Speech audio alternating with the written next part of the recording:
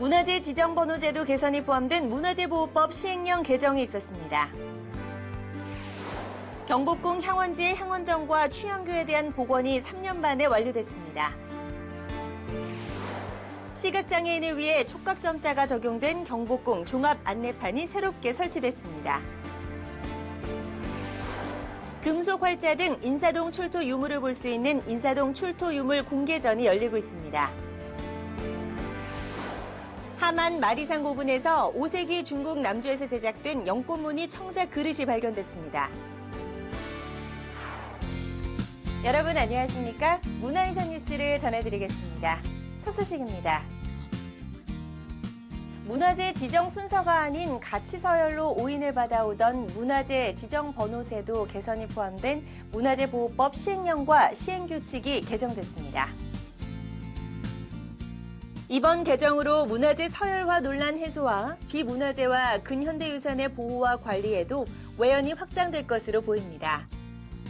또 문화재청은 각종 서식이 간소화돼 문화재 행정 편의를 높이는 효과도 있을 것으로 기대하고 있습니다.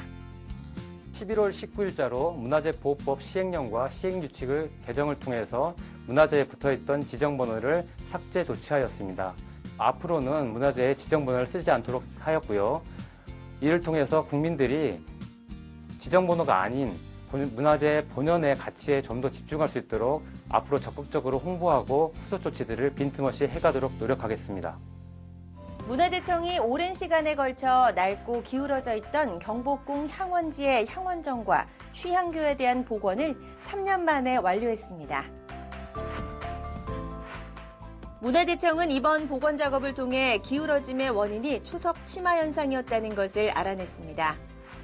또 그동안 베일에 쌓여있던 구들의 구체적인 형태를 확인했고 남아있는 유구를 활용해 낮은 형태의 굴뚝 복원에도 성공했습니다.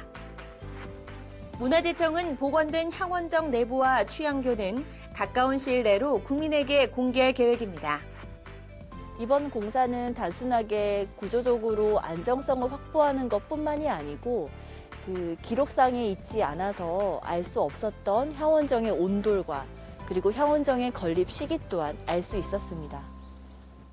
문화재청은 시각장애인을 위해 촉각점자가 적용된 경복궁 종합 안내판을 새롭게 선보였습니다.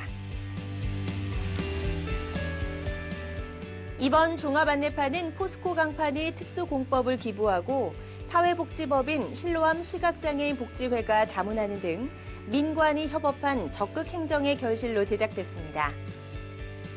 경복궁관리소는 내년에도 민관 협업을 통해 시각장애인들을 위한 촉각 입체 그림책자 제작과 촉각 점자 안내판에 대한 주기적인 모니터링을 할 예정입니다. 서울 인사동에서 출토돼 언론과 국민에게 많은 관심을 받았던 조선시대의 주요 금속 유물들이 출토 5개월 만에 국민에게 공개됐습니다. 11월 3일부터 국립고궁박물관이 진행하고 있는 인사동 출토 유물 공개전에서는 이번 인사동에서 발굴된 유물 1,755점 모두를 선보이고 있습니다. 전시는 1부 인사동 발굴로 드러난 조선전기 금속 활자, 2부 일성정시의와 조선전기 천문학으로 구성됐으며 12월 말까지 진행될 예정입니다. 다음은 다양한 문화재청 소식을 짧게 전하는 문화유산 단신입니다.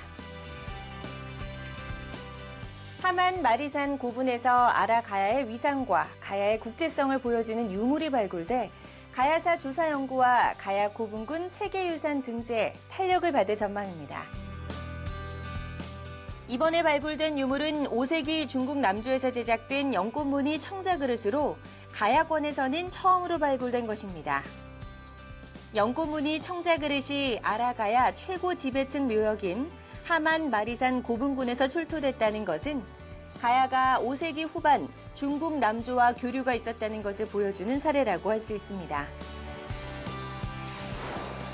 떡을 만들고 나눠 먹는 전통적 생활 관습까지 포함한 떡 만들기가 국가무형문화재 신규 종목으로 지정됐습니다. 문화재의 국외 밀 반출을 최일선에서 예방하는 업무를 하는 문화재 감정관실을 소개하는 문화재 지킴이 문화재 감정관실 영상이 문화재청 유튜브에 공개됐습니다. 4분기 적극행정 최우수 사례로 시각장애인의 문화유산 접근성을 높인 시각장애인용 촉지도 및 탄소 절감형 안내판 개선 사례가 선정됐습니다. 우수 사례로는 민속마을 내 40년 누적 민원, 임의 건축물 규제 해결과 명승 백악산 52년 만에 국민의 개방이 각각 선정됐습니다. 민간 협업으로 사회적 가치를 증진하여 수상하게 되었습니다. 앞으로도 적극 행정에 임하겠습니다. 인천 장수동 은행나무 천연기념물 지정 기념행사와 배우 박진희 씨의 제1회 자연유산 홍보대사 위촉식이 11월 5일 인천 장수동 은행나무 일원에서 열렸습니다.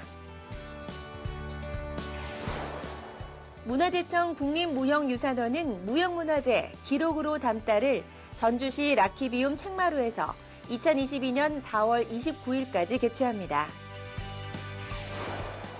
문화재청이 발간하는 학술지, 고궁문화, 무형유산, 한국전통문화연구, 해양문화재가 한국연구재단의 평가를 통과해 한국학술지 인용색인인 KCI 등재지로 선정됐습니다.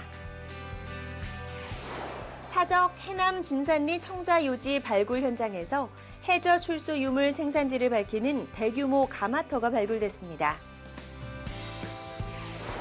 한국전통문화대학교는 세종특별자치시, LH 세종특별본부와 함께 적극 행정의 하나로 한국전통문화대학교 세종캠퍼스 설립 운영을 위한 업무협약식을 10월 29일 세종시청에서 가졌습니다. 국능유적본부 덕수궁관리소는 신한은행과 함께 배우 유인나 씨 등이 참여한 스마트폰으로 듣는 덕수궁 오디오 안내 서비스를 11월부터 운영하고 있습니다.